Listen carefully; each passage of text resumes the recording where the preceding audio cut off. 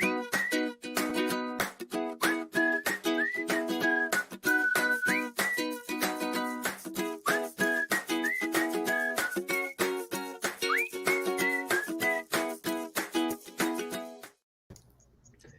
morning, everybody, and welcome to Business Over Breakfast with a new look. My name is stupid. I saw that. I was like, okay, we're just gonna go there. All right. I'm so sorry. I was teaching a friend how to produce on StreamYard last night, and she was messing around. Oh, that's so funny. I'm so glad that I can change it. Oh, Ben, I thought that was for me. No. I'm so glad it didn't say Baby Shark, which it did at one point last night. Oh, that's great. Welcome to Business Over Breakfast. It's a little rainy outside right now, so I'm inside. Is it really? It is in Westerly, at least. Wow. A little damp out. How are you this week, Lori? I am really good this week. I've been working on these presentations that I am doing on Canva, which is, I'm finding, way more fun than PowerPoint. Yes. So I'm having a lot of fun with that, but it's taking a lot of time. So I had a weekend of kind of trying to get outside and working on presentations. Well, that's awesome. And you had a big week last week, obviously, with the debut of the first video for Thrive for Shop Local Rhode Island. Yeah. You did the Lieutenant Governor's show, obviously, last week, and you guys released that. So how was the response to that video? Because it was amazing. Oh, thank you. The video response has been great. The number of views has been great. We're still really trying to push it out so we can spread the word around business and what businesses are experiencing. And so today I'm super excited to have a guest to talk a little bit about the real estate industry. So we know that some industries in Rhode Island have been severely impacted. Well, I shouldn't say just Rhode Island, but many industries all over the world. But the hospitality industry is severely impacted. We see so many have been impacted, but it's interesting as I watch businesses move forward that some businesses are really growing and other businesses are being severely impacted. So today I'm curious and excited to hear about the real estate market and what's happening in residential real estate. And I know that one of our marketing director moved in April in the midst of the pandemic. You moved as well. I am about to move in October. And so it's, it's kind of like that. I say scare-sighted, it's like scary, but exciting. People want to move forward in their lives. So, I'm really happy. How is your new house, by the way? I love it. I mean, I really love it. It's, it's more well-designed for like a family than the lab. We had a really cool house, but it was from like 1916, and it had giant rooms, but like not enough rooms to do stuff in. Yeah. And this one, everything's like sized really well, and the layout is nice, and it's in a really quiet neighborhood. So I love the new house, and I'm excited to talk to Stephen Miller, because I'm excited to learn more about real estate and all of that stuff, and what they've been doing right now. So do you want to give a little formal introduction, and then we'll bring Well, Steve Miller, Stephen Miller, Coldwell Banker, is what I think one of the best residential realtors that I have ever worked with and met. And for me, the biggest thing was really being able to operate a business, a real estate business, about things that are very, very emotional in a very business-like way. So I think that he takes his clients, and this has been my experience, and kind of walks them through exactly what they need to do, and he handles the business of it, and you are the client. So the roles and responsibilities are exactly where they need to be. And that's how I like to run my business. I say, we do your marketing, you do your business. So if you're an expert in something, that is what you should attend to. So I would love to bring Steve on so that he can give us a little bit of his background around, hey, Steve, good morning. Hi. Yeah. Hi, everyone. Hi, Steve. Nice to meet you. Nice to meet you too, Ben. Hey, Lori. Thank you so much. Hi, thanks for joining us. I wanted to hold back a little bit on your intro because I really wanted to introduce you as the person that kind of handles the business in the way that I think personally and professionally it can be handled really well. So I thank you for joining us. And I am going to give you the floor to just kind of give us, I know you worked in New York City, you've done a wide range of residential real estate work. So please. Sure. No, thank you so much. I'm really excited to be here and just share some of my thoughts and have a nice conversation with you both. So yeah, I mean, I can give you a little bit of background just myself. I moved up here to Rhode Island. I'm not a native. I came here in end of 2006. We lived in New York City for about 10 years. Prior to that, I was in Boston, and then I was born and raised in the Midwest. In Minnesota, I went to school at University of Wisconsin, so I'm Midwestern at heart. But I have kind of a nice sense of understanding that relocation is not easy. I deal with a lot of clients that are from overseas or from everywhere, from the West Coast or from South or everywhere. And I think when you're relocating to another part of the country that you're not familiar with, it's good to have some knowledge or to understand, that local knowledge or that local depth and breadth that you need, which is really important. So when we moved up here, actually, I wanted to understand what everything was in the market, from like 300,000 to 3 million, for example. Mm-hmm. Even though the median sales price in Rhode Island is about now it's 10% higher than it was last year. Wow. That's kind of the crazy thing with COVID. It's really changed everything with the market, and I can go into a little bit about that as well. So yeah, I'd love to hear it.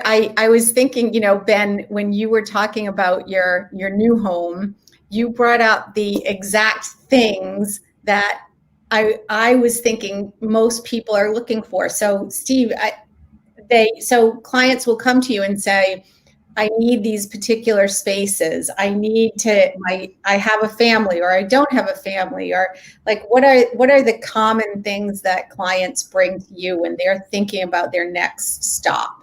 Yeah, I mean, I think right now where we're at with COVID and what's been changing the last 6 months is that either people are saying, I can't live in the space that I have. It's too claustrophobic. It's too small. We are now going to be working remote. My kids are at home now, working from remote school-wise. So we need a different space. That's one factor of it. The other factor is that, now that we're have a new job or we had a baby, we definitely are looking at, we want to have acreage, or we want a different neighborhood that has a school system. So these are all the different things that I kind of look at with each client. And I love my job. I'm passionate about it because it's like a puzzle. That's why I got in this business. I mean, there's similarities and commonalities that you're going to be dealing with your clients in terms of the process and how to get from, finding a house to the closing. But every client's different and has the nuances of what they need. What are the absolute must-haves? What are the 3 things that I absolutely have to have? Do you really need a 2-car garage, or can you deal with a 1-car? Do you need a finished basement, or can it be partly finished? Do you need the 2 acres? Do you need a fenced-in yard? Do you have a dog? Do you have all these different things? So I really spend that time up front honing in on what is important to the client, and then yeah, that's great. So if just as a quick aside, can you tell us your office and where you're located and how people can reach out to you? Yep. So it's Stephen Miller Group. We've got kind of a collaborative team that I work with now, and so my home office is really East Greenwich. We also have an office on the east side of Providence, and then I'm here in Edgewood. I live in Cranston, so you can reach me on my website. It's stephenmillergroup.com. Also, my cell phone's 401-477-9316. But yeah, we actually, our new office on the east side is great. That's now growing. There's about 17 agents that are in that office as well. It's Oh, right wow. off of Wayland Square, so it's a great location. So, and I've been with Coldwell Banker now since I started in real estate, which was 2009. Same office, same broker, Pat Lenahan. She's amazing. She really takes care of us agents, and that's why I've stayed with Coldwell Banker from day one. That's great. Is she also an Edgewood resident? Pat? Yeah. No, she's in East Greenwich. Oh, okay. Oh, yeah. For some reason I thought that she was in Edgewood. Yeah. Oh, cool. So I want a yard, and that's what I came to you with. I have an amazing space. Yeah, and since COVID and the self-isolation and the lockdown, I didn't expect that I would feel this way, but this idea of like, I am counting the days until I can get into that yard and rake. And yeah, I mean, really, I am dying for that. I want to just go over there and do it now. But I mean, I guess not everybody feels that way. So that was like priority number one. Yeah. So tell us a little bit. So you said the market in Rhode Island is up 10%, and we see it fast and furious. I mean, from my lay person view, it seems kind of fast and furious. So can you give us a little background about what's happened in the last 6 months? Yeah, I mean, to give you context with the last 6 months with COVID, you have to kind of look macro with the economics of Rhode Island last 3 years. So any agent's going to tell you that we've kind of had skewed a seller's market, which means that there's more buyer demand than there is actual inventory available. And that's in most price points, from 300,000, 4.5, even all the way up. And it just depends on, what town you're looking at as well. So the amount of inventory though that we had last year at this time, let's say August of 2019, we call it absorption rate. So that's the amount of supply that's in the market. Okay, we had about 5 months of inventory about a year ago. Okay, that's still kind of a seller's market. A balanced market would be about 6 months to 7 months. You have about equal number of buyers and sellers in the market looking at a particular price range, right? But now we're under a month's inventory, which means that you're putting a house on the market for $350,000. You're probably going to have about 20 buyers look at that property in about 2 days. You're probably going to get about 5 to 10 offers if it's priced well and it has good condition and it's move-in ready.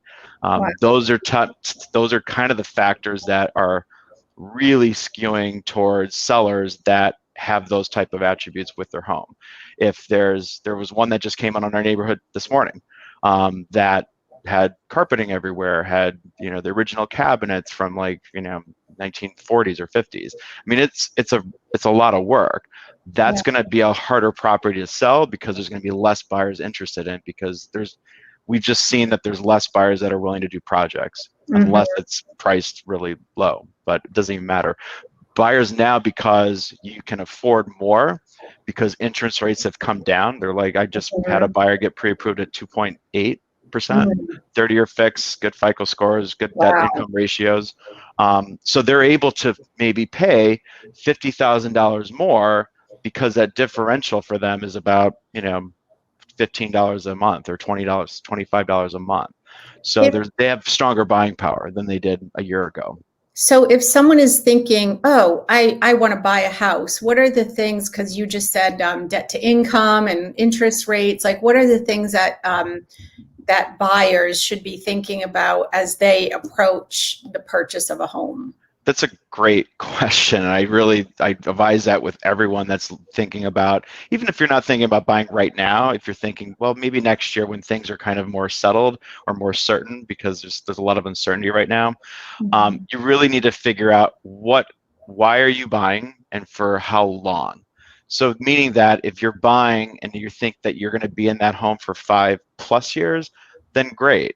Then what is it that you actually have to have? What are the neighborhoods that are really kind of that you're considering? Also, I think the other factors that are important is just kind of your must-haves, and then think about kind of the collaborative. I always look at how I work with clients is having have a collaborative approach, Yeah. meaning that put them in good touch with a good lender, a good attorney, a good home inspector, all the things that are critical to getting to a successful closing. But Yeah. those are kind of the things I think just with, if you're selling, for example, you have to understand now the days of going in and taking a picture with your iPhone or your Android are over. Those don't exist anymore. Do you think that that's like an HGTV influence? Yeah, I mean, I for myself, I mean, when I prepare my sellers, I have professional photography. I've got excellent team on that. I do Matterport now, 3D, which I wasn't doing last year. But you have to understand that most buyers are not only seeing it on the internet, but they want to see on your home. They want to go through your home right away.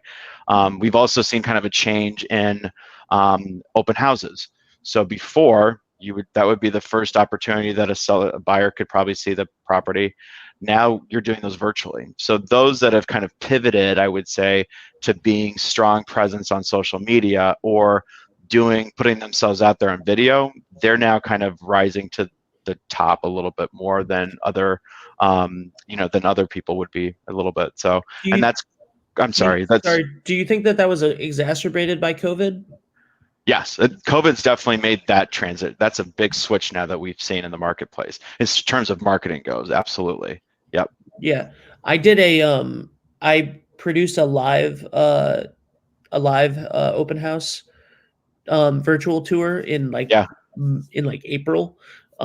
We had like a camera crew and the real estate agent was mic'd and we like had questions come in online and stuff, and it was a lot of fun, but like people couldn't go to the house. Like normally this was a house in by the beach in Westerly, and like normally people would have flocked to come see the house, but it was really awesome and interesting to see it done completely virtually. And so generally speaking, I would assume you're creating those videos and then you're putting them up on demand on like the website for the real estate for the house, or how are you doing when you're talking about sellers getting the professional photography and the professional videography done? What are some of the, like, you have a team, what would you suggest for somebody, like a whole package? How do you sell a house right now, especially when there's so many desirable houses out that aren't projects? Like, how do you present yourself the best that you can? It's a great question. So we're kind of fortunate with our brokerage right now because we just launched last year, just going into COVID, which has been kind of a game changer for us as agents. It's called Listing Concierge, and it's kind of a VIP service that we provide to any client. So it doesn't matter what your price point is for your home, they're going to get a professional brochure. They're going to get an ad in Rhode Island Monthly or Providence Journal of their choosing. They're going to get a TV spot on YouTube that we have a channel in the Boston market that goes on. They're going to get a service. I mean, every agent can choose or kind of tailor-made what they want with that, but they can get their professional photography. They can get a floor plan. They can get, they can choose to do Matterport or not. So those are things that, are critical, I think, because I look at it like anything. If you don't know how a buyer or what buyer is going to resonate. I mean, I had this happen in New York where there was someone that their daughter who's 15 saw the listing on YouTube and said, "Hey mom, we should check this out." And that's how they got attracted to it, and that's how they bought it. So it's kind of like the spaghetti on the wall, right? You don't know necessarily what's gonna turn that head, but you have to give all of those tools to your clients to be able to choose what they can get, because it's critical right now. And I think the other thing I just add to that is that the millennial buyers are the ones, or millennials, I should say, just in general, sellers and buyers are dominating this market right now. Wow. They don't need to go to a house. I mean, they're going to go to an open house, and they do still, but they're doing everything virtually. And so that's interesting. Yeah. Because I think that I don't know why I think this, but my thoughts around millennials as buyers is millennials don't want to own a house. That Nope, seems they like do. it's a myth, right? They It's a definitely myth. do. Yeah. Yeah, Yeah, they they definitely do. do. Mhm. Yeah, I mean, Ben, you can speak to that. Yeah, So, I mean, well, it's yeah. just it everything's individually based, right? So like you see these broad things Yeah. in the news about millennials and about like, not being able to afford homes because we want to eat avocado toast and stuff. But like but in general, I mean, everybody's at different levels and everybody but we're all in general educated on the fact that homes mean equity, and that like you can't, buying a home is a giant step, and millennials are aware of that in general. And it's more like here's a rush. As soon as we're able, we want to be able to buy that home, and we want to do it smartly, and we want to use the tools to our advantage in regards to social media and virtual tours and doing research and finding all of that stuff out. Something that Stephen just mentioned that I thought was fascinating is the YouTube story. I think that, and this gets into marketing, right? Because I think that people severely underestimate how much influence like your teenage kids or your kids have on what you do and what you buy. And I'm not surprised at all that they had a pre-roll video on YouTube that inspired somebody because of their teenage daughter to buy a house, to buy a certain house. Like that's that makes sense for literally every product. Like if your kid thinks it's cool, they're going to be annoying about it. You're going to look into it. You're like, "Oh, this is cool." Like there's a good chance that you're going to be more. So I think that that's great, and I think that like obviously it depends on different people watch different things, right? So like millennials are on YouTube constantly. They're going to be watching that. They're dominating the market, so that's great. But then also, if you have that Gen X parent who has a teenager, and you're getting the YouTube pre-roll videos, or like even Steve, I don't know if you've ever thought about this, and I don't know if it's actually being shut down or not, but things like TikTok, like I'm starting to see real estate ads on, Yeah. which is great because TikTok has actually become more localized Yep. with their algorithms. Very So localized. so if you post from Rhode Island and you're posting Rhode Island real estate ads, it's gonna come up on the For You page. You're gonna be able to, and they're offering different ads with like TikTok business and stuff. Like these are all different things, and you're like, I'm selling a house or I'm selling cars. Why am I doing it on TikTok? There's a bunch of teenagers, because teenagers influence their parents. Absolutely. You Yeah. know? I'll tell you a funny story. It was a couple of years ago. I wanted to buy a car, and my daughter and I were leaving a tennis court, and I looked at this car and I'm like, wow, I love this particular car. And it was an Audi. And this was probably 5 years ago. And so we went online, we built the Audi that we wanted. It was an A3. We went to Inskip. We saw the exact car that we built. and the guy comes out and he says, "Oh, can I help you?" And my daughter says, "Yeah, we want this car. We just built it online." And I was like, wait a minute. I ended up buying the car. Well, and it's so funny because when I totaled my Prius last December and I'm out shopping for a car, and then you hit the ads, those ads are following you everywhere, Yeah. And it's the same thing with all of our businesses, right? Yeah. Like you put an ad and then, someone's they're going to be, it follows you everywhere just because Crazy. of Google ads and whatnot. Crazy. Yeah. I'm laughing. I don't know if you guys can hear or see my cat running. I have a long hallway behind me, and I can hear Tia.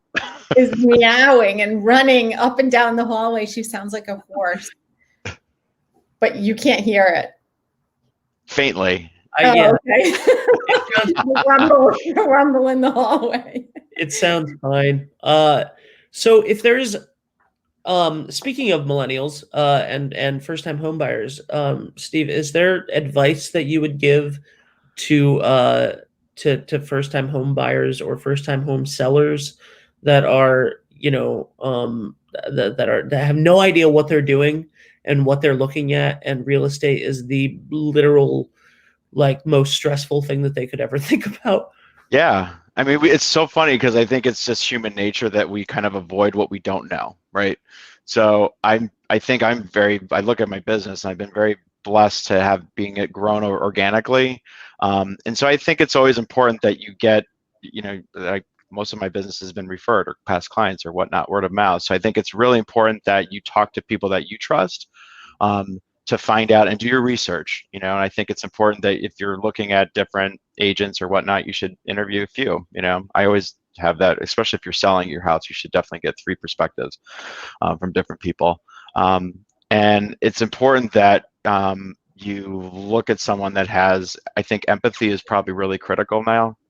People need to understand that, some people have lost a loved one in their family and that's why they have to move, or they're having a baby, or they've lost, or there's been a lot of loss that's been going on lately.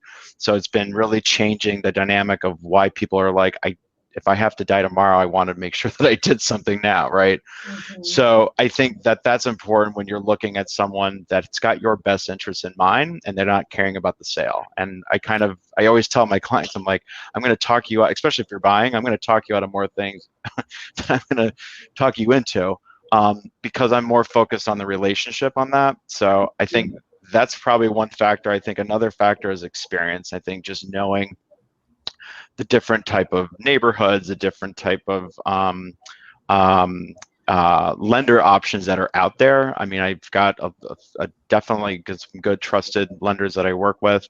They can kind of help you. I think that's the other factor that you need to kind of do if you're starting out in the home buying process, is figuring out what your buying power is. And if you've got student debt, or if you've got a ding on your credit from a missed payment, there's lenders out there that can help you establish your credit and get it back going, or that can give you different options based on what you're putting down, what your down payment options are, and what your debt income is, and stuff like that. So that's also really important. And I think then the other factor is just kind of is executing, as far as like getting out there and kind of looking at things.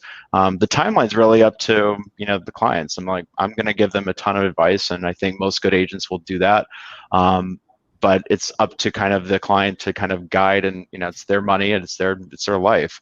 So everyone's got a different process. Sometimes it happens really quickly. Sometimes it takes several months to a year. So everyone's very different. So you have to treat that kind of independently a little bit. So that's great. That's great. Give us a snapshot of a day in the life. Like, what's your day like today? So today I've got a lot of reports. So I've got a relocation client that I'm dealing with today, which I've got to there's some damage to this house, for example, and we're kind of finalizing 5 different vendors that are coming in to do the work. We're going to be repositioning the price as well later this month. I've got a home inspection with the new buyer later in the day. I've got 2 different showing appointments later, and then I've just got follow-up. I've got a lot of calls to do with follow-up I've got to do with people. So yeah, I mean, it's every day this is full time, so every day is pretty structured. I've got different appointments and different clients that I've got to see. So, and there's a lot of people right now that are they may not be doing anything right now, but they're definitely talking about it. Like they're like, we don't know what we're doing right now, but we need to buy in order to sell. And I've got about 6 people right now that I'm dealing with right now that are in that pocket. They're in that kind of situation where they have to sell their house in order to buy.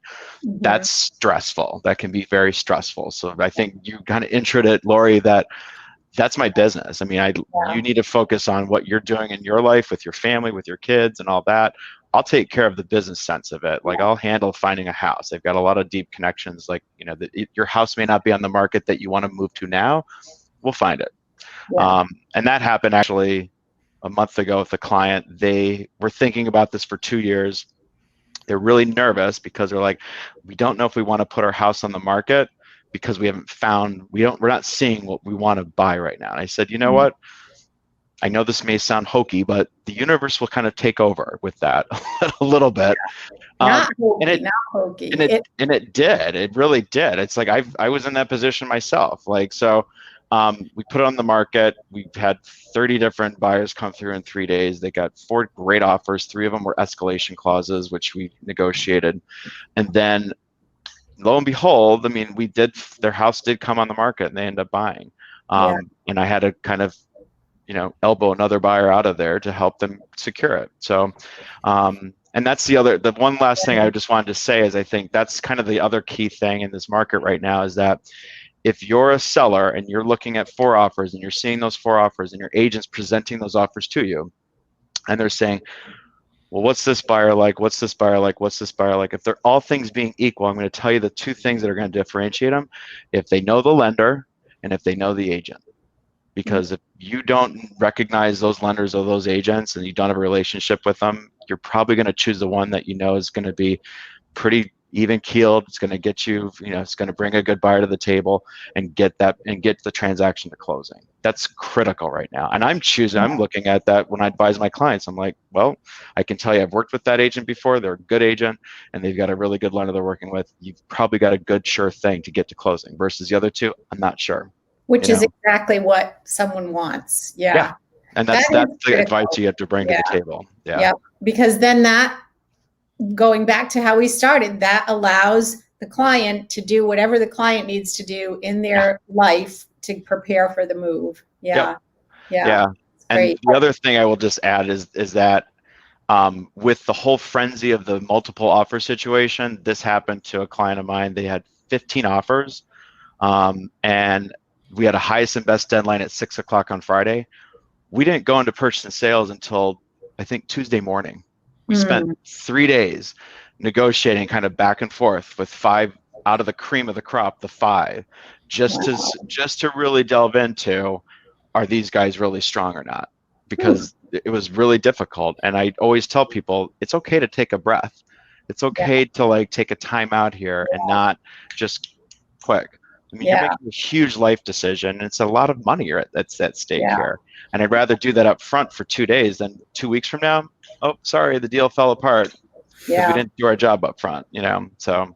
Yeah, definitely one of the bigger. I mean, from a coaching perspective, buying a home is like one of the. It's kind of a catalytic experience to redefining yourself in a different way. And it's pretty stressful. So when you have that support system there, it's huge.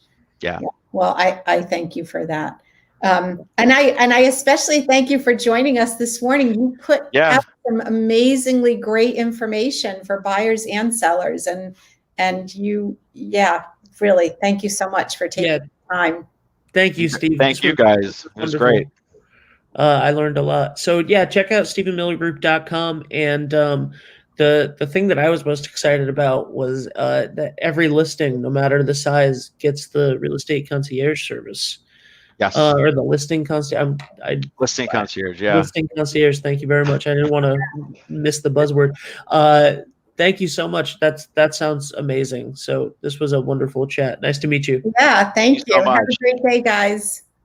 You too, Lori. It's wonderful. Guys, check out visualthrive.com for Lori and check out Shop Local Rhode Island as well. And Lori, I can't wait. Will I see you at noon on the Small Business Town Hall today? Ben, I am getting a haircut today for the first time since March. I have not done that myself. I cannot wait. It's either that or just chop. So I will not join. It was either today or the 26th, and I can't wait any longer. All right. Well, enjoy your haircut, and we'll see you guys later. Thank you very much. Have a great day. We'll see you next week. Have a great day. Bye-bye.